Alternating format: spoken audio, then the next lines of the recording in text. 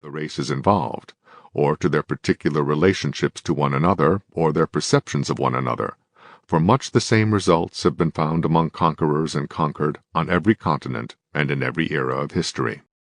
While violations of treaties, for example, have been common in the history of European expansion into the lands of the indigenous populations of the Western Hemisphere, treaties in other parts of the world have likewise usually remained in force only so long as the set of power relationships which led to those treaties in the first place.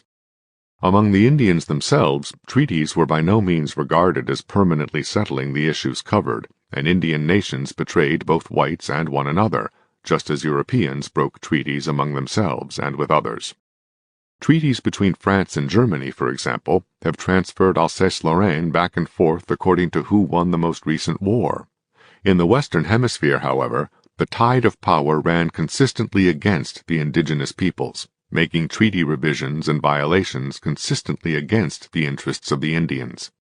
Drastic reductions of the Indian population, by both diseases and warfare, were exacerbated in their effects on the power balance by a constantly increasing European population, growing by both immigration and by natural increase, and seeking correspondingly more and more land on which to settle.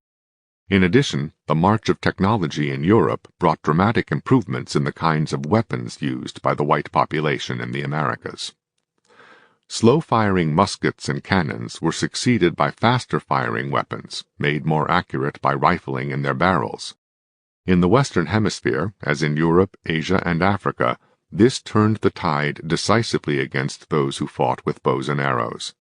The Indians themselves began to master firearms, as they mastered the use of horses, which had never been seen in the Western Hemisphere before Columbus. In both cases, however, Indians were using European military patterns against people who originated such patterns and who